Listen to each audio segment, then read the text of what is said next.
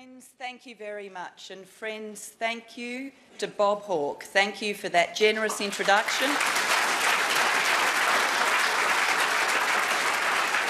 And thank you, Bob, for proving to us that you can make big change with strong leadership and by striving for consensus. It's a great lesson. Thank you, Bob Hawke. And can I acknowledge too Kevin Rudd, who is with us today, a man of great achievement,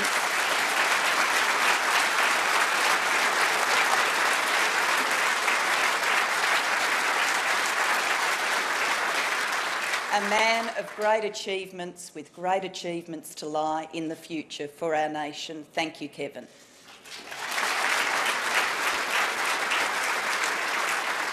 And friends, can I also acknowledge former Prime Minister Gough Whitlam, who cannot be with us today, but of course who inspired us all. Can I also acknowledge former Prime Minister Paul Keating, who also can't be with us today, but of course drove so many of the economic reforms that make us a great nation. Can I thank Treasurer Wayne Swan and Deputy Prime Minister, a great Queenslander, a great friend, for his words of welcome, and can I thank Anna Bligh, Party President and Premier of this state, for her words of welcome as well. And can I acknowledge that we meet on traditional lands, we meet on the lands of Indigenous Australians. I pay my respects to them, to their elders past and present, in a spirit of reconciliation. Friends, today I want to speak to you from my heart. I want to speak to you about my values and my vision for this country. Friends, I have believed all of my life in the power of hard work, in the importance of work in defining a life, in the importance of work in earning your keep, in making sure that you do your best every day. All of my life I have believed in the transformative power of education, that every child should get a great education. All of my life I have believed that we show simple courtesy and respect to each other by caring for each other in times of need. And all of my life I have believed that we can move forward with confidence, that our best days lie in front of us, not behind us.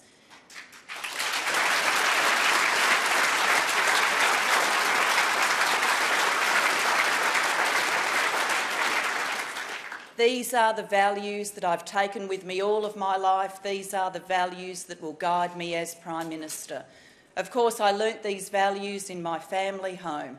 I learnt them from my parents, John and Moira, who join us today. Thank you, Mum and Dad.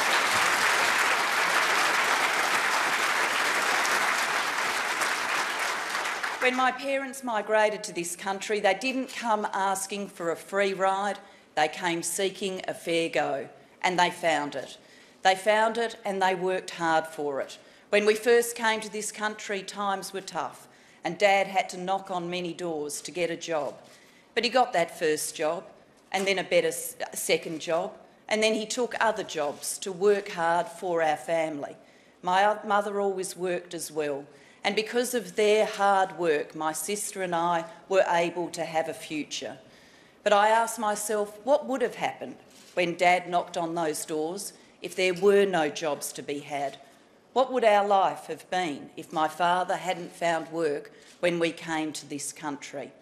And it's understanding that, understanding the devastation that can flow from the absence of work, that guided us when the global financial crisis threatened this country. Because we wouldn't have been asking that question about one man.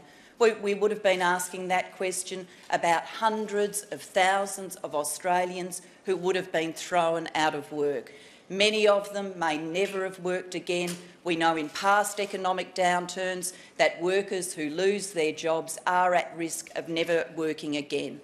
We know in past economic downturns that young people who come of age in that economic downturn may never get their foot on the first rung in the ladder of life. They may never get a job, never get an apprenticeship, and show that disadvantage 5, 10, 15 years later.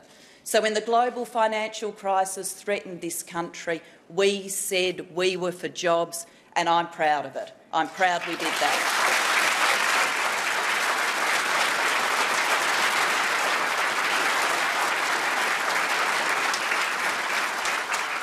Australians, I acknowledge not everything went according to plan, but look what we achieved together. We emerged from this global economic crisis, the worst global economic shock since the Great Depression. We emerged from it stronger than any other major economy in the world. We emerged from it with low unemployment. We emerged from it with inflation under control. We emerged from it with interest rates more than 2 percentage points less than when Mr Abbott and his friends left office. Let's have a look at the track record of creating jobs. In this country, since 2007, we have created more than 500,000 jobs. In other advanced economies, they have lost 16 million jobs, 16 million working people who are now struggling to find a future for themselves and their families. What does this mean? Well, it means we've got a great opportunity for the future.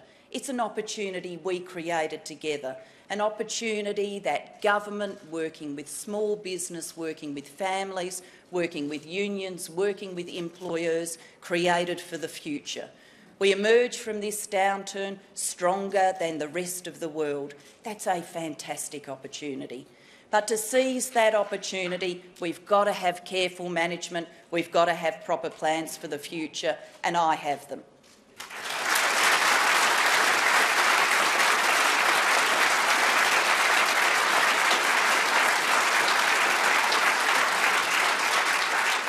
And as Bob has rightly said, what do we hear from the other side of politics? We don't hear about this great opportunity. We don't hear about how we can build for the future as we emerge from these troubled economic times. No, all we hear from Mr Abbott is to be afraid as he goes around talking about debt, as he tries to sell you his slogans. But of course, what Mr Abbott doesn't tell you is he doesn't tell you the simple facts. The simple facts that the global financial crisis caused debt and deficit for economies around the world.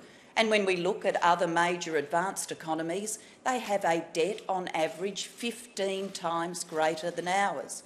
He doesn't tell you that when you look at the debt of this nation, it's the equivalent of someone who earns $100,000 a year having a $6,000 loan. That's where our nation is positioned. Now, let me say this. I want to repay that debt. I definitely want to see this nation repay that debt. And that's why I'll bring the budget to surplus in 2013, and it's why each and every day of this campaign, every time I have announced that we would spend on a new priority, we have also announced we would make the matching savings, because I will not delay bringing the budget to surplus by 1 hour, by 1 day. The budget is coming back to surplus in 2013.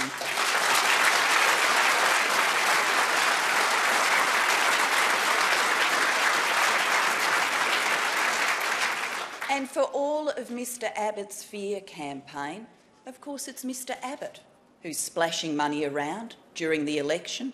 On average, he spent $1 billion a day, each and every day of this election campaign. $1 billion, and he's refused to put those policies and plans in for proper costings. He says, oh, that doesn't matter. $1 billion, and he's refusing to come and see me in an economic debate. The real risk for debt and deficit, in this campaign is Mr Abbott. Mr Abbott and his expenditure that will eat into our budget surplus. Mr Abbott is the risk to our budget surplus and to the future of the government's balance sheet. Mr Abbott is the one that is causing debt and deficit in this campaign. That's his track record.